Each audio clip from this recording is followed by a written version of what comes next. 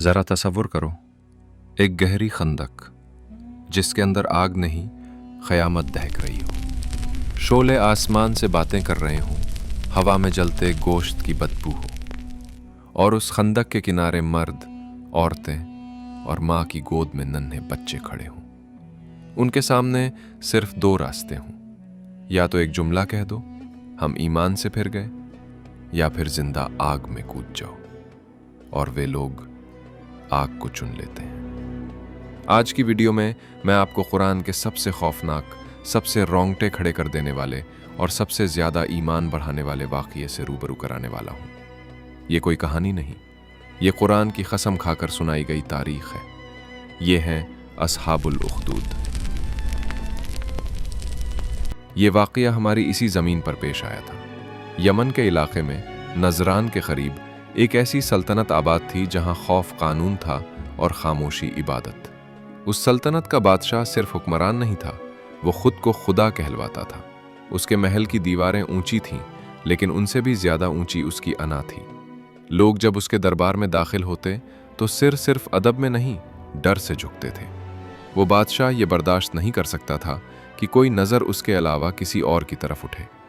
इसीलिए उसने अपने गिर्द एक खास निज़ाम खड़ा किया था। दरबार में जादूगर थे जो आंखों को धोखा देते, दिलों पर खौफ तारी करते। नजूमी थे जो सितारों के नाम पर बादशाह के फैसलों को आसमानी साबित करते। और ऐसे दरबारी आलिम भी थे जो हक जानते थे लेकिन सच बोलने की कीमत से डरते थे। ये सब मिलकर एक ही काम करते थे, लोगों के दिलों में ये बात बिठाना कि बादशाह ही सब कुछ है। अगर बारिश हो तो बादशाह की रजा, अगर फसल उगे तो बादशाह का करम, और अगर कोई मुसीबत आए तो बादशाह का गजब। ये वही फिजा थी जिसमें बच्चे पैदा होते, बूढ़े मरते और सच दफन हो जाता। उस बादशाह को सबसे ज्यादा खौफ तलवार से नहीं था, उसे खौफ था एक सवाल से, अगर खुदा एक है तो फिर मैं कौन हूं? इसी खौफ ने उसे बेरहम बनाया, इसी खौफ ने उसे जालिम बनाया, और इसी खौफ ने उसे इस हद तक ले गया कि वो ईमान वालों को आग में झोंकने से भी ना हिचकिचाया। लेकिन वो नहीं जानता था कि जिस दिन एक भी दिल उसके झूठ को पहचान ले, उसी दिन उसकी खुदाई टूटना शुरू हो जाती है। और वो दिन अब करीब था, क्योंकि एक गुलाम लड़के का दिल जाग चुका था और ईमान खामोश नहीं रहता। ये वाक़या उस वक्त शुरू होता है जब जुल्म अपनी इंतहा पर था और हक को मिटाने के लिए बातिल ने इल्म का सहारा ले रखा था। उस बादशाह के दरबार में एक मशहूर जादूगर था जिसकी ताकत से लोग मरूब थे, और बादशाह की झूठी खुदाई मजबूत बनी हुई थी। लेकिन वक्त किसी का इंतजार नहीं करता। जादूगर बूढ़ा हो गया, हाथ कांपने लगे, आवाज में वो असर न रहा। एक दिन वो बादशाह के सामने झुका और बोला, ऐ बादशाह, मेरा वक्त खत्म हो रहा है। मुझे डर है कि मेरे मरने के बाद मेरा इल्म भी खत्म हो जाएगा। मुझे एक ज़हीन लड़का दे दो जिसे मैं अपना सारा इल्म सिखा सकूं। बादशाह ने हुक्म दिया। एक गुलाम लड़का चुना गया। न उसे इल्म की तलाश थी न सच की, वो सिर्फ हुक्म की तामील कर रहा था।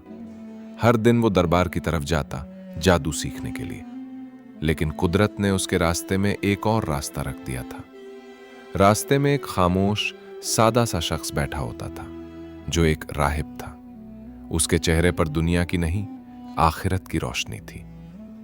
पहले दिन लड़का रुक गया। राहिब ने प्यार से पूछा, कहाँ जा रहे हो बेटे? लड़के ने कहा, जादू सीखने। राहिब मुस्कुराया और आहिस्ता से बोला, क्या मैं तुम्हें ऐसा इल्म न दूं जो जादू से कहीं बड़ा है? लड़का चौंक गया। राहिब ने कहा, मैं तुम्हें उस एक अल्लाह का रास्ता बताता हूं जो बादशाह नहीं, जादूगर नहीं, बल्कि सबका रब है। अल्फाज सादे थे लेकिन दिल पर लग गए। उस दिन लड़का देर से दरबार पहुंचा और मार खाई, लेकिन दिल में एक सवाल जाग चुका था। अगले दिन फिर वो राहिब के पास रुका, फिर मार खाई। अब ये मामूल बन गया। एक तरफ जादू, धोखा, घमंड और अंधी ताकत, दूसरी तरफ राहिब, खामोशी, सच और अल्लाह की पहचान। और आहिस्ता आहिस्ता लड़के का दिल जाग गया।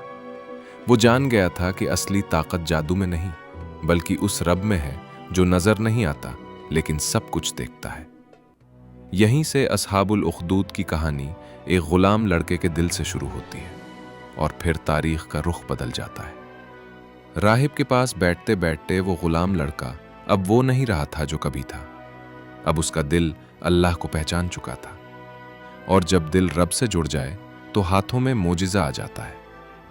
एक दिन राहिब ने आहिस्ता से कहा, बेटे, अगर तुम अल्लाह पर सच्चा यकीन रखो तो वो तुम्हारे जरिए वो काम कराएगा जो जादू नहीं कर सकता। कुछ दिन बाद शहर में खबर फैल गई। एक अंधा देखने लगा, एक कोढ़ी ठीक हो गया, एक बीमार जो मरने के करीब था सेहतमंद हो गया। लोग हैरान थे।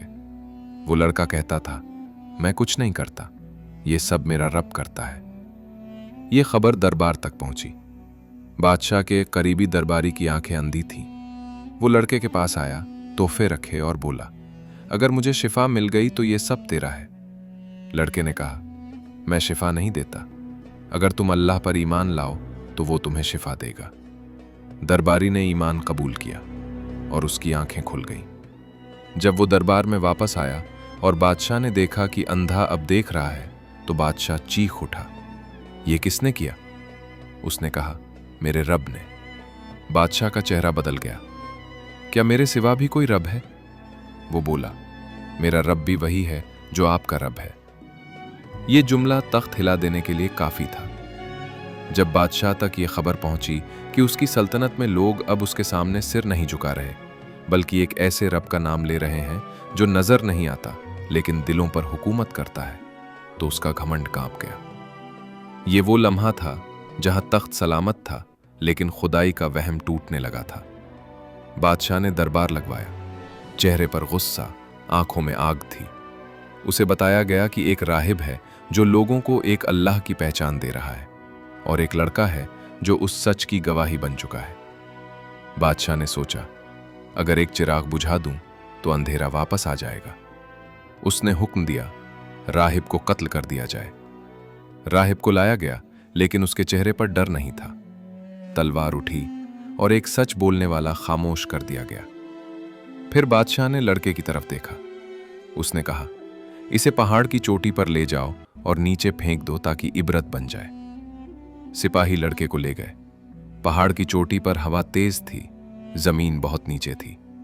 लड़के ने बस इतना कहा, ऐ अल्लाह, जैसे तू चाहे मुझे इनसे बचा ले।